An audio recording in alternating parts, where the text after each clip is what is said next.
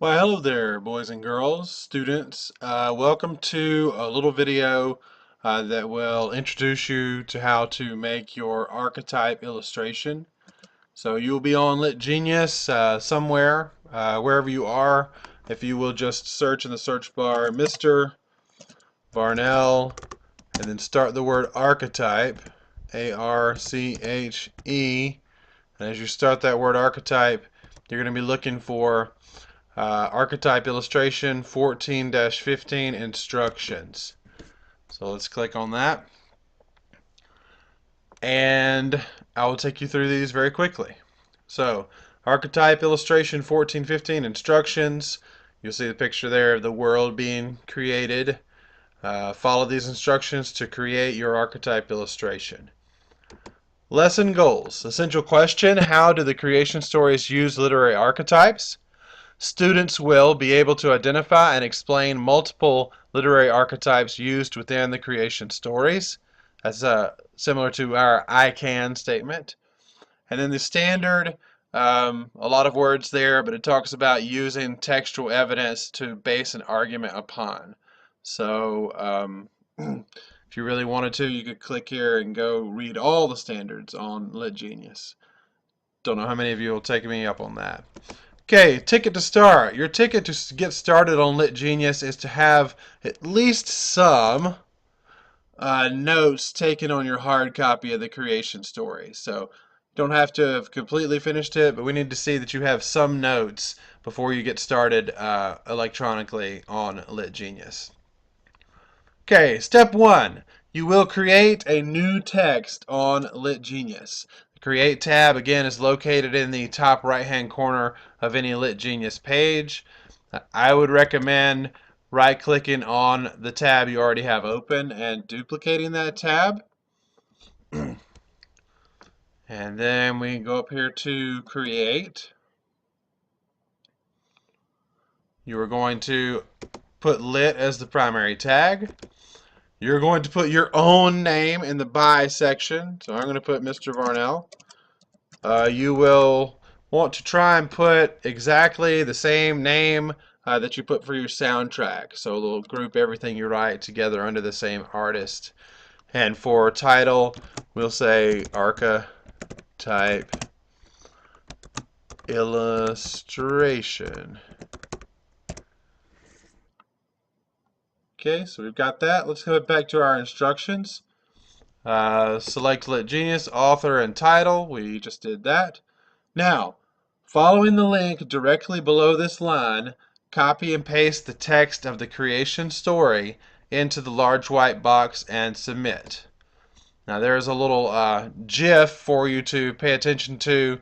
If you don't get it from what I'm about to show you, you can go back and look at the GIF because it's just the same process. Me showing you how to do this. But let me show you in real time. So you'll click on this link. Again, it may be best to right click and open link in a new tab so you don't lose your instructions page. But once you do that, click on that link, you'll see it takes you to Genesis creation story for copy and pasting.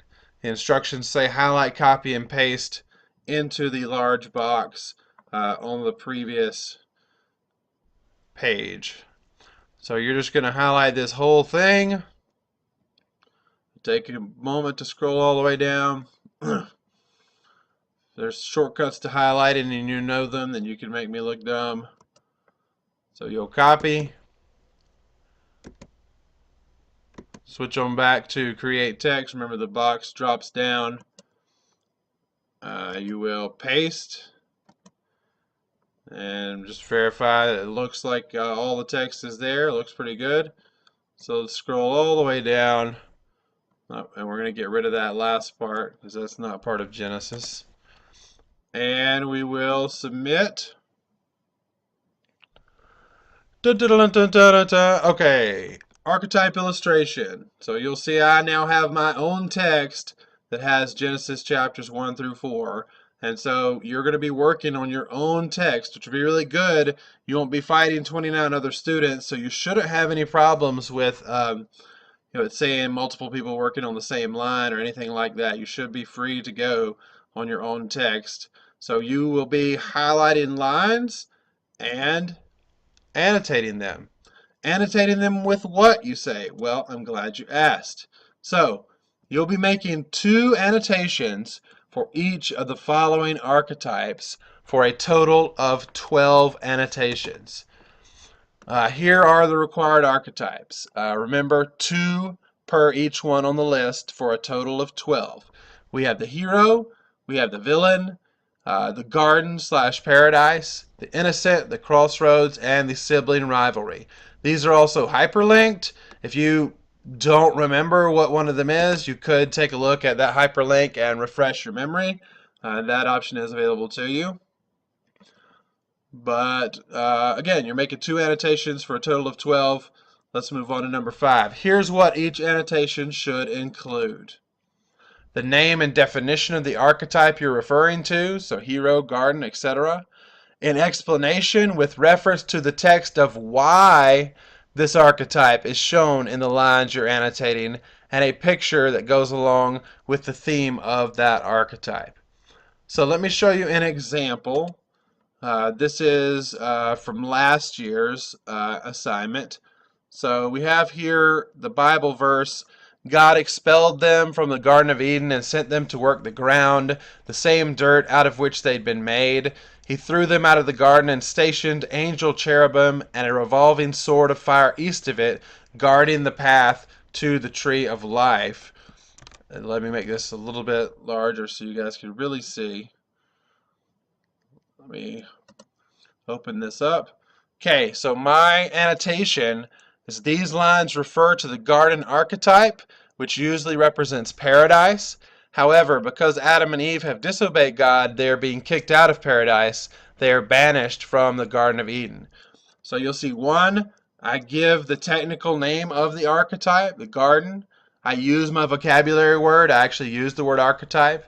I define it by saying it usually represents paradise, and then I explain that Adam and Eve were kicked out of said paradise. Therefore, I'm making the link clear between the textual evidence and why I'm calling this the garden archetype. And lastly, you'll see the relevant image of the archangel guarding the garden and Adam and Eve being banished. So this is a good example of what your annotations should look like. Let's reduce that screen size again. Okay, number 7, pro tips. Let me holla at you. For any Dave Chappelle fans out there know what I'm talking about. To check how many annotations you have done, I get that question a lot. Oh, we need to have 12. How many have I done? All you need to do, and I'll go to another tab. All you need to do is click on your little avatar, and it will take you to your own user page, your own home page, and you will see there, if you have the annotations tab open, you will see all the annotations that you have written. Varnell example has only written 1, but this will give you everything. So you'll be able to quickly look at that list and say, okay, I've done 7, I've done 10, I've done my 12. So that is how you tell how many you have done. This project will count as a test grade. Please do not annotate just one word at a time. You need to have at least a full line or complete thought. On the other hand, however, please don't select an entire paragraph and try and annotate. Stick to one thought at a time, possibly 2, but probably just one thought at a time. Okay? Definitely don't want to see any huge blocks of text being annotated all at once. Please make sure that what you argue in the annotation can actually be proved from the line you are quoting.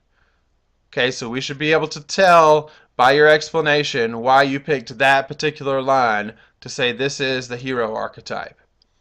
Please use the vocabulary term archetype in your annotations. We need to show that we know the definition of that word. We know what it means, so please use the word archetype. Please remember to explain the definition of the particular archetype you're talking about. And then remember, lastly, every annotation needs its picture. Okay?